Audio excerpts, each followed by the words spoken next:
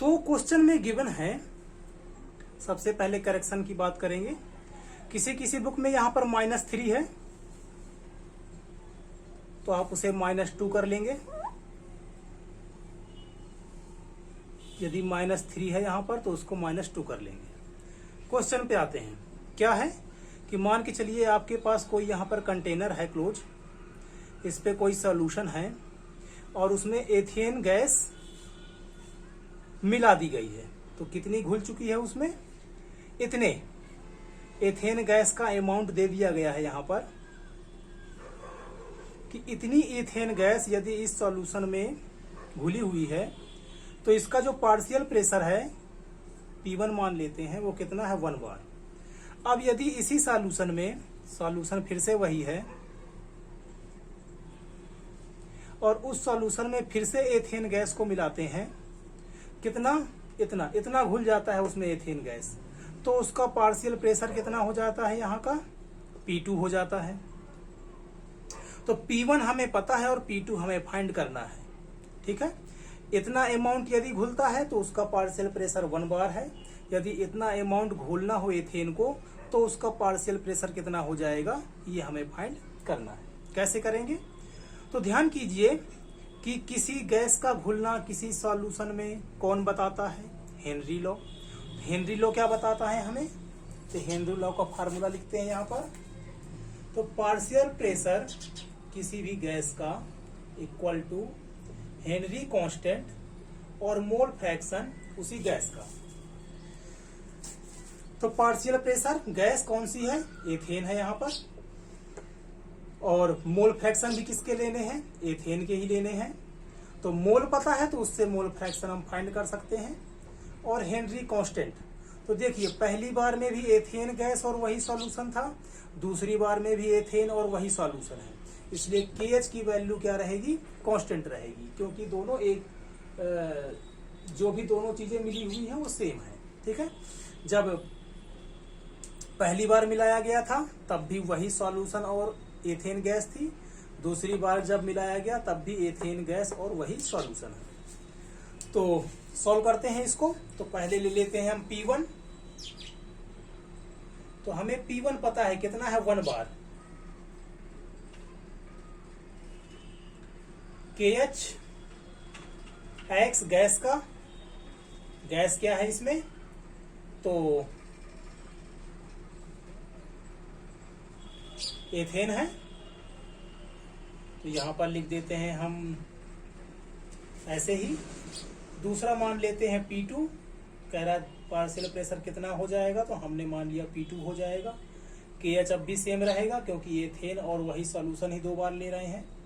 और X मान लेते हैं कि अब कितना हो जाएगा, तो डैश हो जाएगा, जीटा है ये। तो मोल फ्रैक्शन जो है वो अब कितना हो जाएगा, तो X डैश हो जाएगा। सॉल्व करते हैं आगे इसको।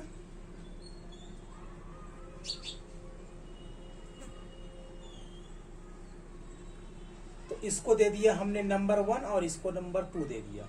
डिवाइड करेंगे इनको हम, तो P1 अपान P2, KH को डिवाइड करेंगे तो ये दोनों कैंसिल हो जाएंगे।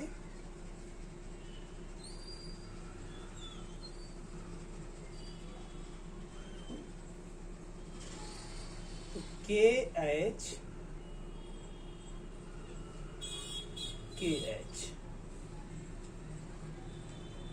ये दोनों कैंसिल हो जाएंगे। ठीक है, तो इस क्वेश्चन को हम 3 मेथड से करेंगे। सबसे पहले लॉन्ग मेथड, फिर मीडियम और लास्ट में करेंगे बिल्कुल हम शॉर्ट मेथड। देखते ही आपका जो है क्वेश्चन अटेम्प्ट हो जाएगा। तो P1 की वैल्यू है कितनी, 1 बार। चलिए बाद में लिखेंगे इसको हम। तो P1 upon P2, mole fraction ethane का कैसे निकालते हैं, तो मोल फ्रैक्शन का आपका फार्मूला पता ही है। तो नंबर ऑफ मोल गैस के upon number of mole total gas plus जो भी सॉल्यूशन है वो, तो नंबर ऑफ गैस भी होगा और नंबर ऑफ मोल सॉल्यूशन के भी होंगे। अपॉन दूसरे पे आते हैं, तो नंबर ऑफ मोल गैस के भी होंगे, जिसको हम एन डैश लिख देते हैं, यहाँ पर भी एन डैश हो जाएगा और सॉल्यूशन भी एन डैश हो जाएगा। कुछ इस तरह से हमने इसको लिख दिया। नेक्स्ट आते हैं यहाँ पर, तो P1 अपान P2। अब देखिए ये वैल्यू को देखिए आप, बहुत छोटी है, एक तो ग्राम में है, दूसरा 10 के पावर -2 है, 10 के पावर -2 है, अर्थात बहुत छोटी वैल्यू है। तो बहुत छोटी वैल्यू होती है तो हम जो नंबर ऑफ मोल गैस के ये वाला टर्म है उसको हम क्या मान सकते हैं, इग्नोर कर सकते हैं। तो इसी फार्मूले को हम लिखेंगे एन गैस अपॉन, इसको हम इग्नोर करेंगे तो ये आएगा NS अपॉन, इसी तरह से इसका भी NS।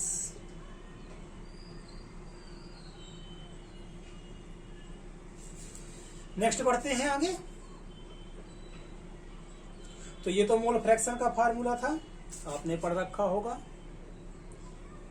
यदि हमें A का मोल फ्रैक्शन निकालना है तो नंबर ऑफ मोल A के, नंबर ऑफ मोल A और B दोनों के, यदि दो चीजें हैं तो उसी फार्मूले से। नेक्स्ट बढ़ते हैं हम, N नंबर ऑफ मोल। तो मोल क्या होता है आपको पता ही होगा, given mass upon molar mass. तो गिवन मास को मान लेते हैं हम mg, जो कि यहां पर कितना है दिया हुआ है, अपॉन मोलर मास।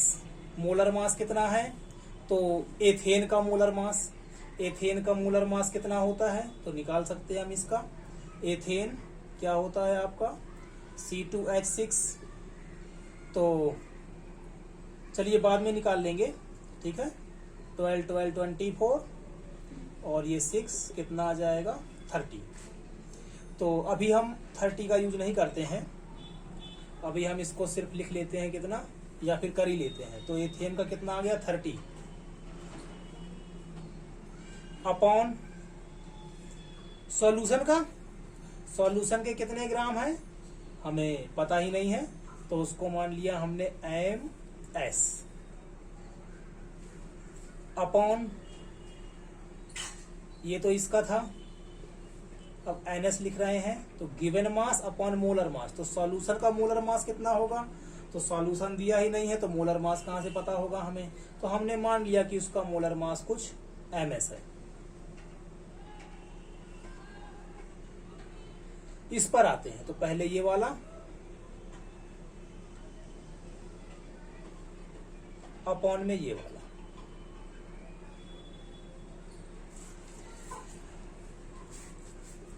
फिर से वही नंबर ऑफ मोल है तो gram given mass upon molar mass. तो गिवन मास कितना है हमें पता है, ये रहा, जिसको कि हम बाद में लिखेंगे। तो अभी हम इसको लिख देते हैं डैश करके।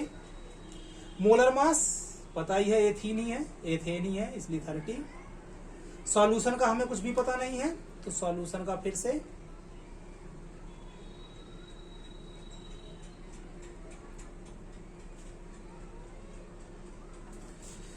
अब यहां पर ध्यान देने योग्य बात है एक, क्या है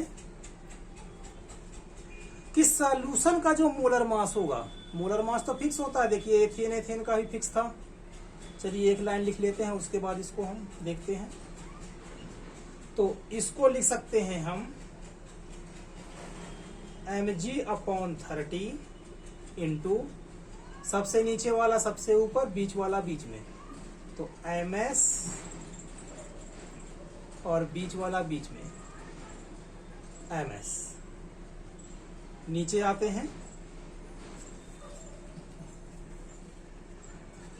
तो m-g अपॉन 30 इंटू ये वाला सबसे ऊपर और ये वाला,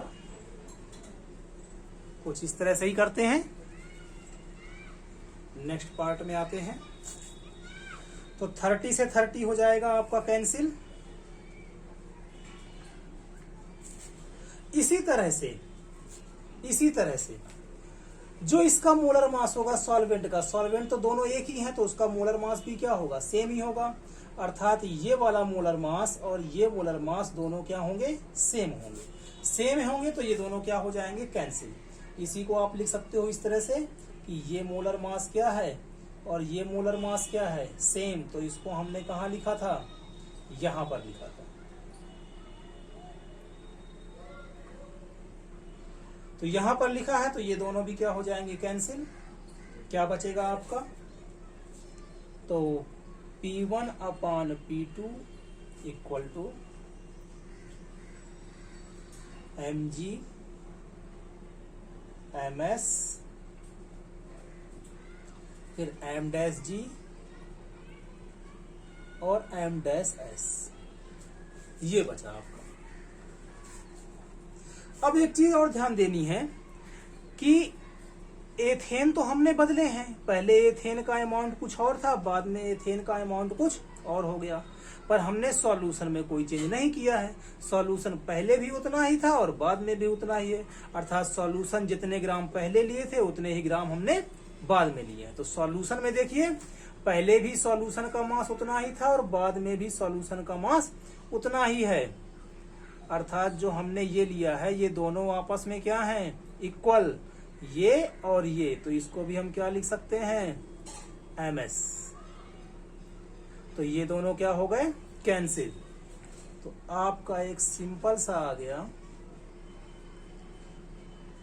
एथेन गैस पहले और एथेन गैस बाद में। सीधे आंसर ही आ गया आपका। तो P1 कितना है, 1 बार। P2 कितना होगा, तो हमने मान लिया P2 बार। पहले कितना था इसका, तो 6.56 इंटू 10 के पावर -2। बाद में इसका अमाउंट कितना हो गया, तो 5 इंटू 10 के पावर -2। ये दोनों कैंसिल। तो 1 अपान ये P2 है जो कि बार में आएगा। दोनों बार बार हैं, इसलिए हमें सोचने की नीड नहीं है कि इसको हम किसी और में बदलें, बार में से एटीएम में कन्वर्ट करें या एटमॉस्फेरिक प्रेशर, पास्कल, तो इन सब में कन्वर्ट करने की नीड नहीं है, क्योंकि बार में ही है और बार में ही आंसर लाना है। और देख सकते हो आप दोनों डिवाइड में है, अगर आप कन्वर्ट कर भी लेते हो तो वो नंबर जो है आपके कट जाएंगे, ओनली 1 और P ही आपका बचेगा, इसलिए हमें कन्वर्ट करने की नीड नहीं है, जो है उसी को लिख देंगे। तो ये आ गया आपका, P2 की वैल्यू निकालेंगे तो P2 ऊपर 1 नीचे, 1 को लिखना है ना भी लिखेंगे हम तब भी ठीक है। तो ये 5 ऊपर हो जाएगा और 6.56 नीचे हो जाएगा डिनोमिनेटर में, और जैसे ही इसको डिवाइड करेंगे तो आपका आंसर आ जाएगा 6.2 है।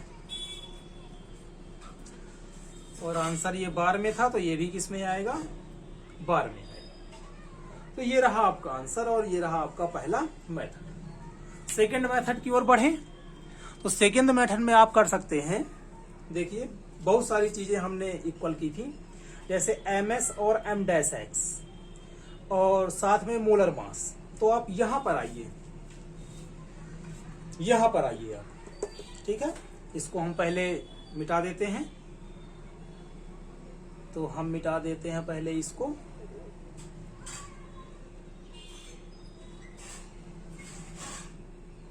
अभी हम इसी को सेकेंड मेथड से कर रहे हैं और देख रहे हैं कितना छोटा हो गया ये। तो देखिए हमने देखा कि ये दोनों भी बराबर, और हमने देखा कि दोनों सॉल्यूशन एक ही है, अर्थात उनके मोलर मास भी बराबर। तो गिवन मास अपॉन मोलर मास,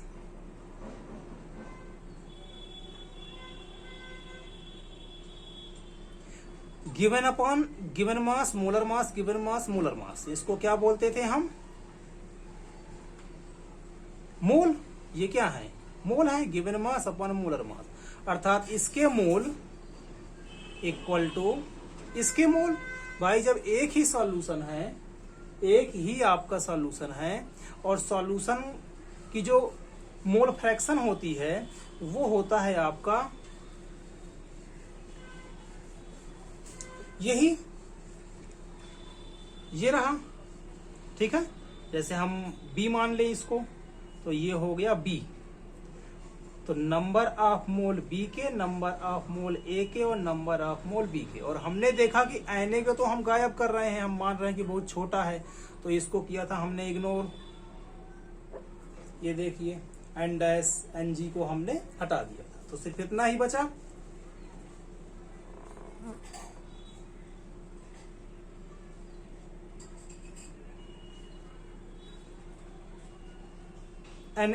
B को हमने इग्नोर किया था, तो Na बचा।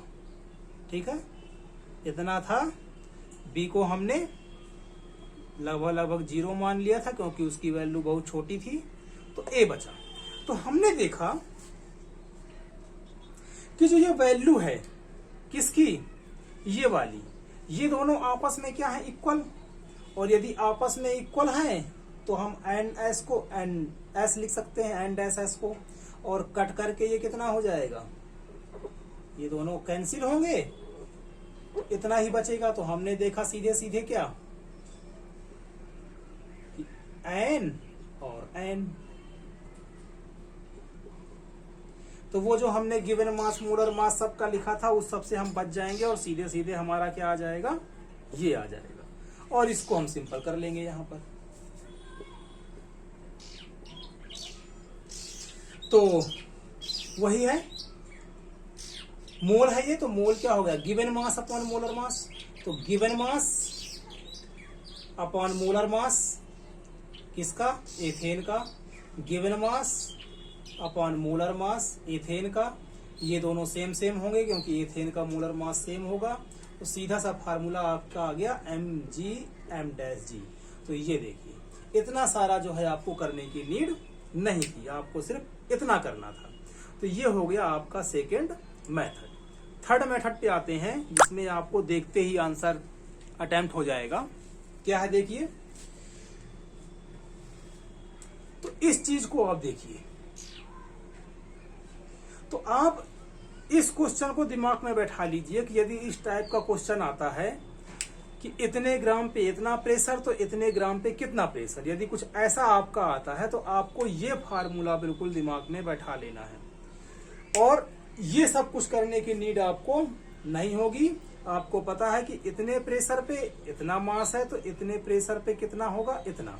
और बस इसी फार्मूले को आपको सिर्फ इतने से ही इस क्वेश्चन को अटेम्प्ट कर देना है। तो ये सब करने की नीड आपको नहीं होगी। ठीक, क्वेश्चन को समझना है कि इतने ग्राम में इतना प्रेशर, तो यदि इतने ग्राम हो गया तो कितना प्रेशर। तो सीधे फार्मूला कौन सा हो जाएगा आपका, ये कि P1 प्रेशर है तो मास कितना है, इतना, और P2 प्रेशर है तो मास कितना है, इतना। क्वेश्चन बदल भी सकता है, हो सकता है वो ये दे दे, ये पूछ ले, या फिर इन चारों में से कोई सी भी 3 वैल्यू आपको वो देगा और 4th वैल्यू हमें फाइंड करना होगा। तो यही है आपका थर्ड मेथड, सीधे यही।